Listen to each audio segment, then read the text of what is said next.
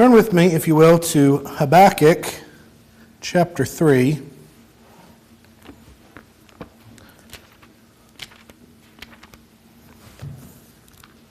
Habakkuk chapter 3. We're going to read verses 16 through 19. This is at the end of Habakkuk's song. He says, I heard and my inward parts trembled. At the sound my lips tingled. Decay enters my bones, and in my place I tremble, because I must wait quietly for the day of distress, for the people to arise who will invade us.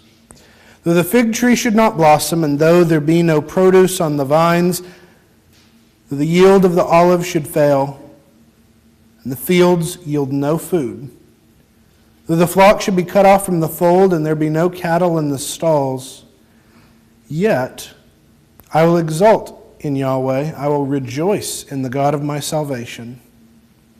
Yahweh, the Lord, is my strength, and he has set my feet like hinds' feet, and makes me tread on my high places. This comes at the end of Habakkuk, after Habakkuk has learned from God that the answer to his prayer, the answer to his request that God would finally deal with all of the immorality and the sin that Habakkuk sees around him, is that God is going to overtake the nation of Judah with the Babylonians. And that's what they have to look forward to. And Habakkuk has to carry this burden, and he has to share it. He has to share it with the people. And what really stands out to me in these last four verses is not just that he's saying, I've made my peace with what's to come. I understand that we're all going to die, basically, which is really, really quite dark. But what stands out is in verse 18, he says, yet I will exult in Yahweh. I will rejoice in the God of my salvation. How do you rejoice at a time like that? How do you rejoice when absolutely everything has gone wrong? And I think the answer to that question comes from answering another question, which is, where do you find your joy? Where?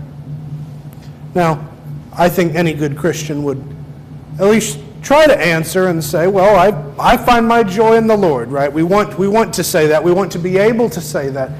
But is it true? Do we find that it's really true that we delight in and that we take our joy not from circumstances, not from this life, but from the Lord? And in the course of study, I came across a psalm that I think pairs really well with this, and that's Psalm 16. Psalm 16.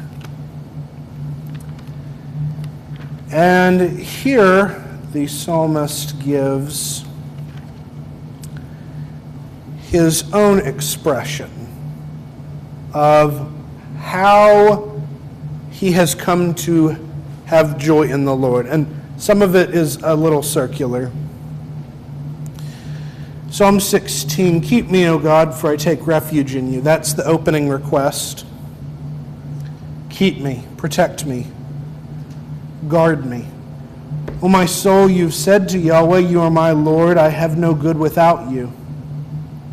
As for the saints who are in the earth, they are the majestic ones in whom is all my delight. The pains of those who have bartered for another god will be multiplied. I shall not pour out their drink offerings of blood, nor will I take their names upon my lips.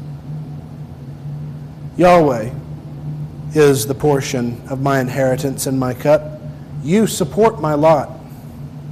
The lines have fallen to me in pleasant places. Indeed, my inheritance is beautiful to me. I will bless Yahweh who's counseled me. Indeed, my mind instructs me in the night. I've set Yahweh continually before me, and because he is at my right hand, I will not be shaken. Therefore, my heart is glad, and my glory rejoices. My flesh will dwell securely, for you will not forsake my soul to Sheol. You will not give your Holy One over to see corruption. You will make known to me the path of life. In your presence is fullness of joy. In your hand there are pleasures forever. Now it probably catches your attention in verse 10. You will not forsake my soul to Sheol. You will not give your Holy One over to see corruption. That probably catches your eye as part of the... Actually, it's these last several verses here, verses 8 through 10, that Peter quotes in Acts chapter 2. When we read the Psalms, we have to understand that we have to read them twice. If there's a messianic element to it, we need to read it that way, but that needs to be the second time we read it. The first time we read it, we need to read it from the position it's originally sung, right? Because David's singing this for himself. This is not all about Jesus.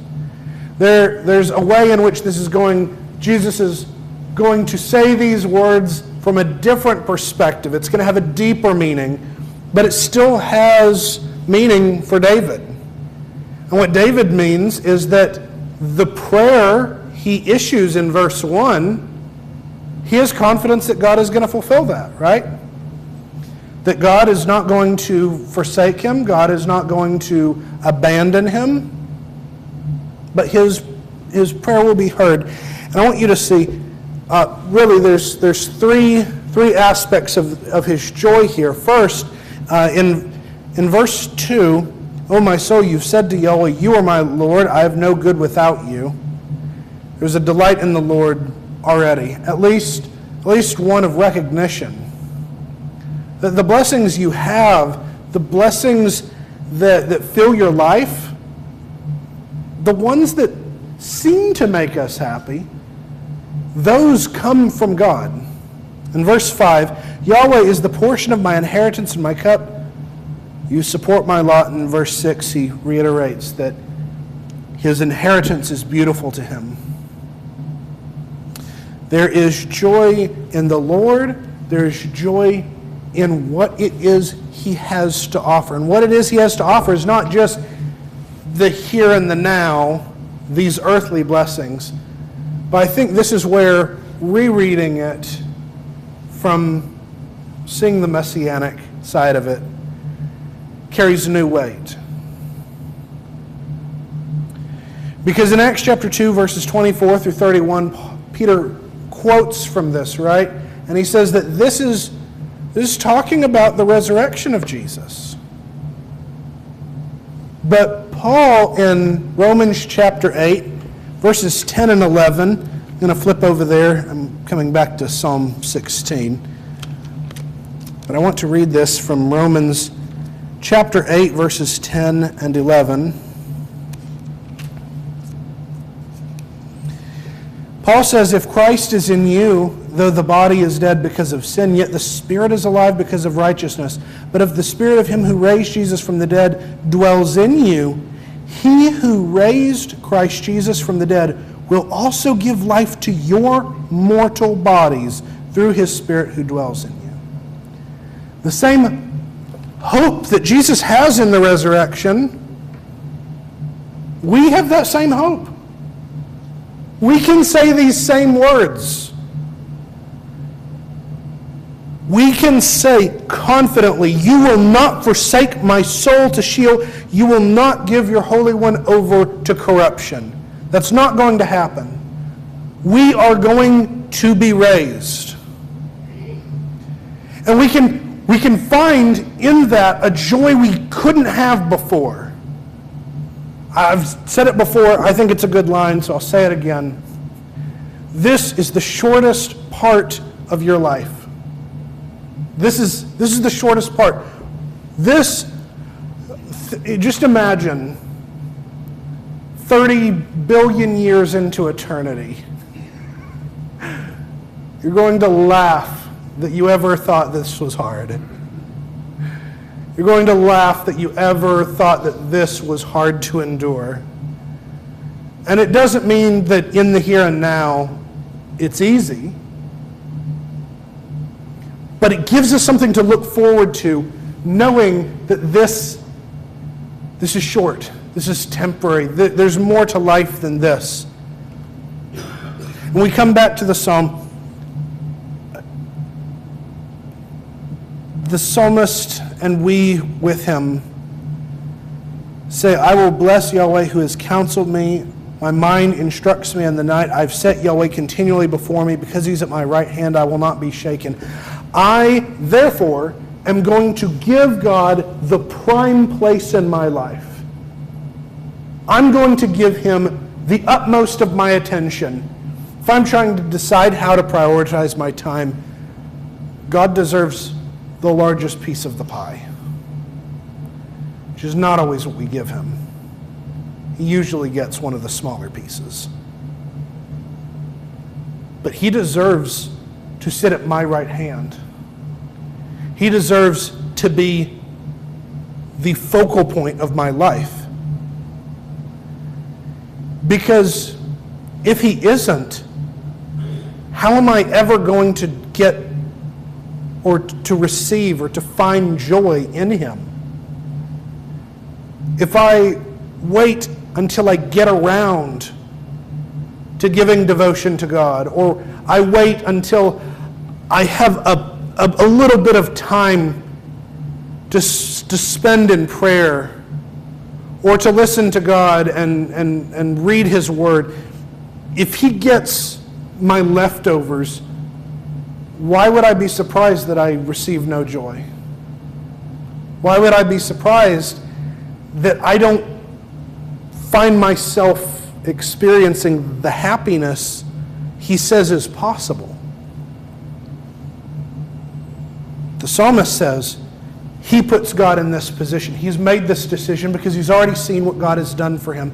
So he puts God in this prime position. He makes this commitment to the Lord.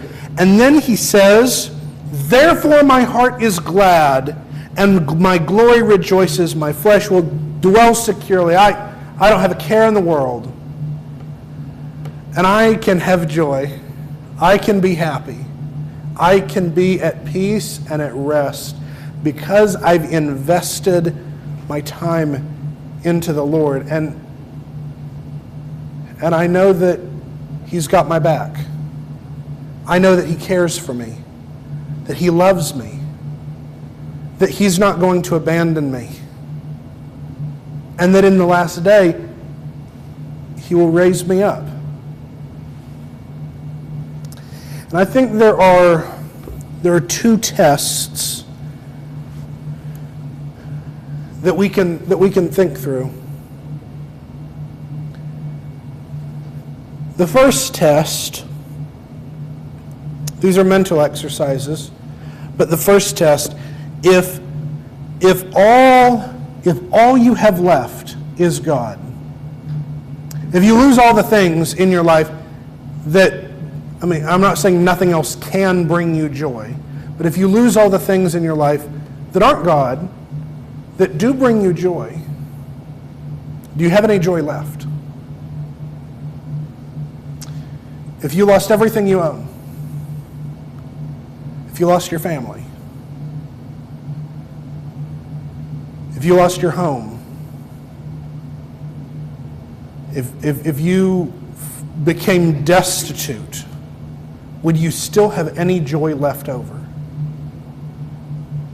If the answer is no, if taking all those things away from you rids you of all of your happiness and joy, then none of your joy is coming from the Lord.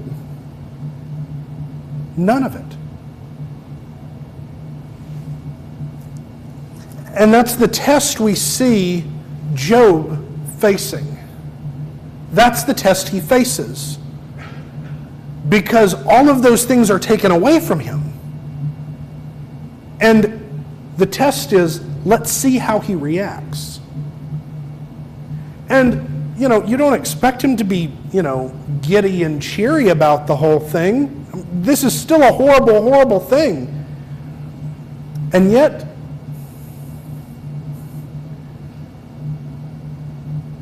he still continues to trust in God. Now, part of the reason his joy seems even further diminished is that he's having a spiritual wrestling along with it, which I think is natural for anyone in that situation. I would be very surprised if someone told me they didn't have some spiritual wrestling after enduring what Job endures. But after working through these things, his joy seems to return. The other test, the second test, is the exact opposite. So in the first test, we think through, if I lost everything, would I still have any joy? If I only had God, would I have a source of joy and happiness in my life? The second test, you just flip it. If I had everything I've ever wanted, everything I've ever hoped for, everything I have ever desired, but God was absent, would I still find joy? This is the harder test, because certainly the amenities of life and the blessings we have in family and friends do bring us joy, which is what makes this one so much harder. What we should experience if we have everything except God, we ought to experience a complete emptiness. And this is what we see in Ecclesiastes. Ecclesiastes and Job are opposites, right? The preacher says, I gave myself whatever I wanted. Ecclesiastes chapter 2.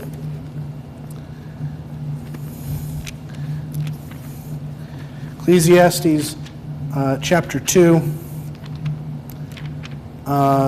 starting in verse 1, I said in my heart, come now, I will test you, you is himself, with gladness, so that you shall see good things. And behold, it too was vanity. It was empty.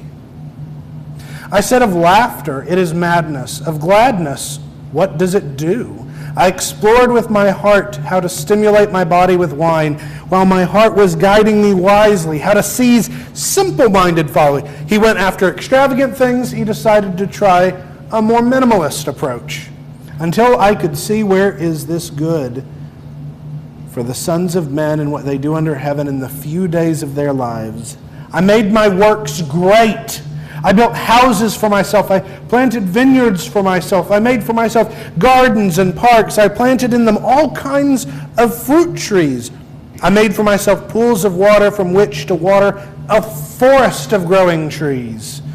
I bought male and female slaves. I had homeborn slaves. Also, I possessed flocks and herds larger than all who preceded me in Jerusalem. I collected for myself silver and gold, and the treasure of kings and provinces. I provided for myself male and female singers, and the pleasures of the sons of men, many concubines. It was many. Then I became great and increased more than all who preceded me in Jerusalem. My wisdom also stood by me. All that my eyes asked for, I did not refuse them. I did not withhold my heart from any gladness. My heart was glad because of all my labor, and this was my reward for all my labor. Thus I turned to all my works which my hands had done, and the labor which I had labored to do, and behold, all was vanity and striving after wind, and there was no advantage under the sun. He tries everything. He gives himself everything. And this second test is the question, if I'm still seeking happiness, I'm still seeking after joy, which is all anybody wants in life, what's missing?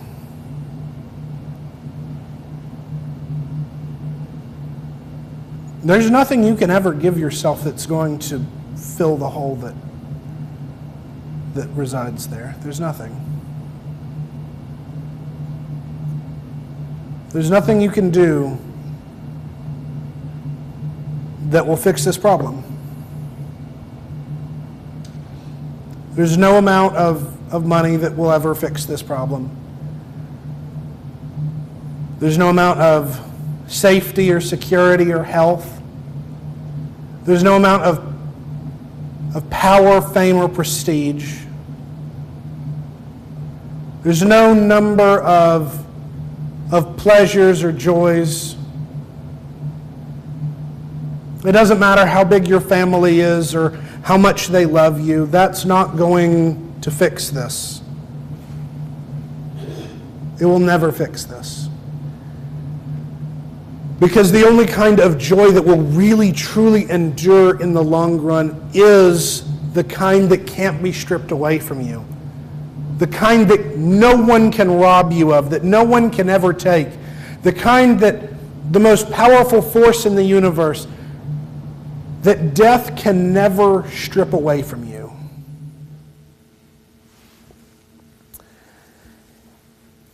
And that's the kind of perspective that the psalmist has. That's the perspective that Habakkuk has. You know, without a doubt, the dearest things in our life are our family.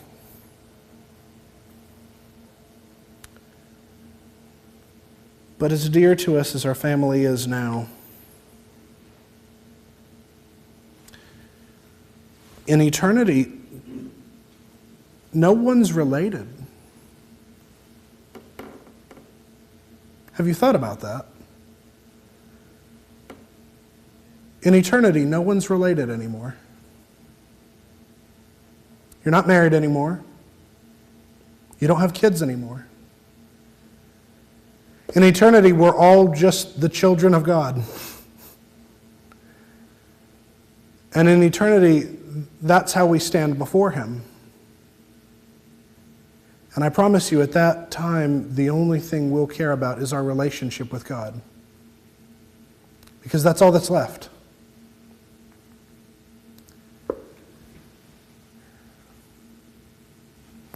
Even the dearest things in this life, which bring us tremendous happiness and joy, can never take the place of what God offers to us. They can never fill that hole that we have within ourselves. Because they can be taken away. We can lose that. And that hurts tremendously. But Habakkuk says, even though I and the people I love die in a horrible way, yet I will exult in Yahweh. I will rejoice in the God of my salvation, because Yahweh the Lord is my strength, and He has set my feet like hinds' feet and makes me tread on my high places.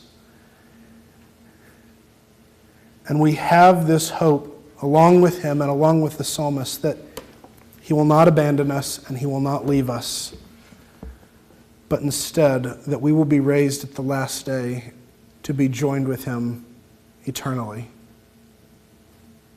And that is where we find our ultimate happiness and joy. If you have any need, please come while we stand and sing.